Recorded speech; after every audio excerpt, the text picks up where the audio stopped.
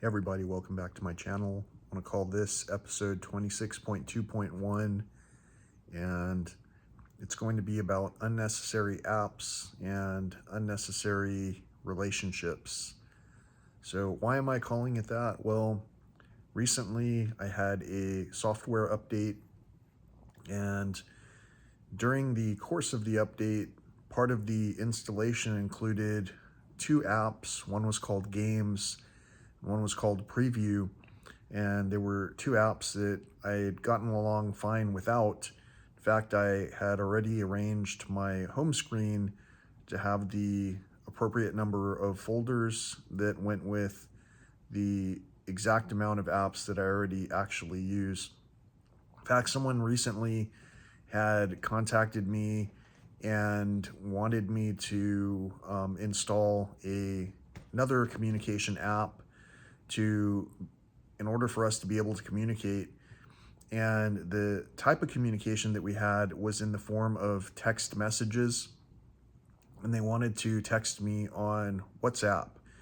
And on WhatsApp, just like on the regular text threads that I have had with so many people, I found that these people were not answering any questions that I would ask to them, while I would continue to answer questions that they asked of me.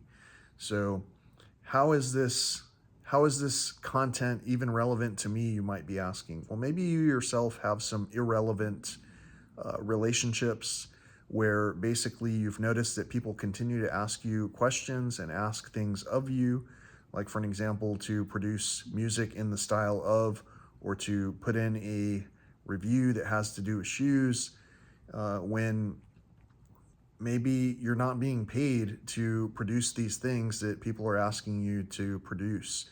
One time I worked for a hot springs resort, and my job was pretty straightforward. I even had some paperwork that was outlining my tasks. And then suddenly the managers wanted me to move furniture on behalf of some kind of purchases that they wanted to make, even after asking me, should we get this furniture for our office? And even after I discouraged them, saying your office is already too cramped, adding more furniture would cause an imbalance in the harmony. So again, this is a hot springs resort where essentially you would want to go to relax, and the management was not very relaxed, and they weren't really open to making any changes that were sustainability oriented. They continued to provide bottles of water to their guests, plastic bottles of water, instead of opting for something that was a little bit more sustainable. So in the long run, I found that my relationship with this entity was also an unnecessary relationship.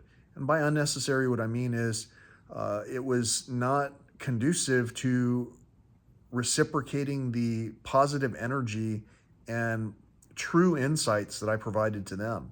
So a lot of people out there will consider themselves chosen ones, and they'll watch videos like this one that has the title in it, Chosen Ones, and they'll skim through the opportunity to really deep dive into the thought process, and they'll do so by disqualifying someone that's presenting on a number of different levels. They'll say, oh, that person, I don't like how they look. Oh, I don't like how they talk. Oh, I don't like their opinions. But they'll never have a full conversation with the person that they allegedly don't really like. So pretty much, I think everyone likes me, and I don't say that in a non humble way. I don't say that in the way of a braggart. What I mean is, I think that if we spend some time together, most of us would find that some kind of common ground that we would be able to establish a really true and deep, long-lasting conversation over. And for whatever reason, when someone is that true and genuine, where they will have these insights and share the full truth, especially when someone asks you a question that has something to do with any kind of relevance, like for an example, does this piece of apparel make me look, something like that. If someone asks you for the truth and you just kind of dance around it, well, that's what keeps a lot of our superficial relationships going. And I'm not saying that I'm going to, tell you that that piece of garment makes you look any way other than it makes you look. I'm just going to say, hey, I either like that or I don't like it. And the energy that you bring to your garment is basically how you look. If you bring negative energy, then you're going to reflect negative energy. And for whatever reason, the people that like to reflect negative energy tend to project that negativity on others. So if someone says something that's true or truly honest, they might think that you're being mean and condescending. And so when someone asks me a question, when I answer their questions and follow up with what I like to call a litmus test, where I'm testing for the spirit of truth, if I don't get an answer back, or if I get just a thumbs up or something like that, or if people dance around the question by saying things that are illogic, logic that's not true, then this is a practice that's also associated with something called witchcraft, which is an inversion of the truth. So recently I talked with some family members who had invited me somewhere, and when I contacted them to get the location of the place that I was invited to, these family members said, "Oh, I'll send you a pin. I'll drop a pin." And I never got any kind of response from them at all. And so I talked with their parent, and their parent said, "Oh, you need to give them your number." And I said, "Well, that's how we've been communicating already. They have my number. And also, you're not answering questions that I'm asking you. And so I have this feeling that you're not someone that I want to continue to communicate with right now until you can answer my questions." Now, I'm not trying to provide a hard sell on, make sure people answer your questions or else just ghost them. What I'm saying is, when you paint someone into a set of circumstances where you've set boundaries, all of a sudden, these people will only act a certain way. They'll only be able to communicate with you in one specific level.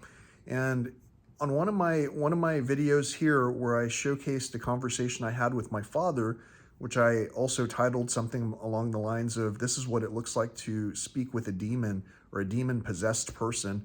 In that conversation, you can see that there were some boundaries that were established, some guidelines. But for whatever reason, my own father pretended that everything that I said was not relevant. And you could tell that I was under duress, that I was being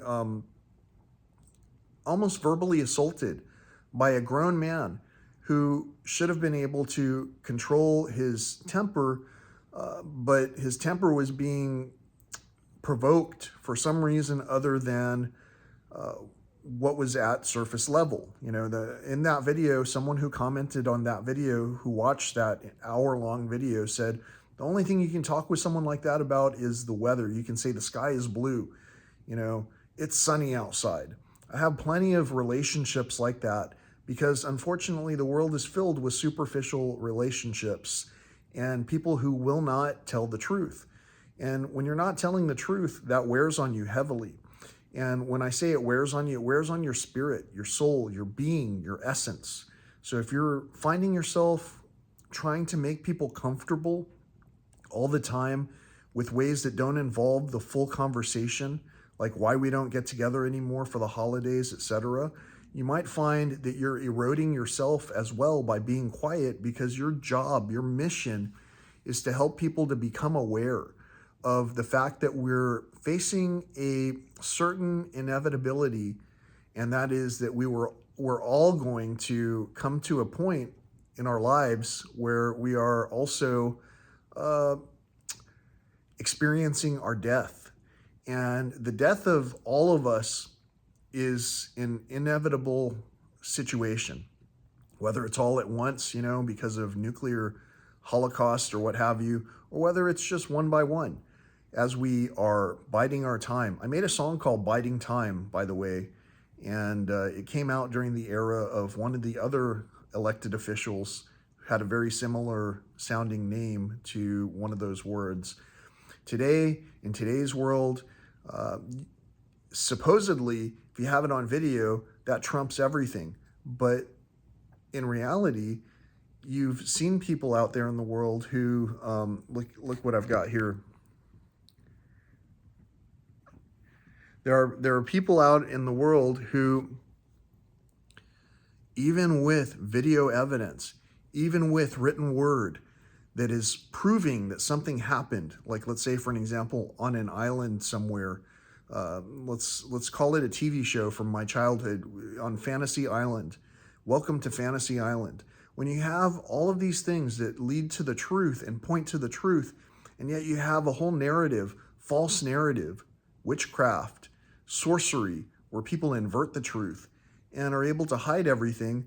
And if all of our fathers participate in the same narrative by basically trying to avoid having conversations with one another that are true, well, what are you in the mix of besides unnecessary software and unnecessary relationships? I hope that makes sense. And if not, I hope it makes a lot of dollars. Whatever the case, until next time, peace, love, and all that old school stuff.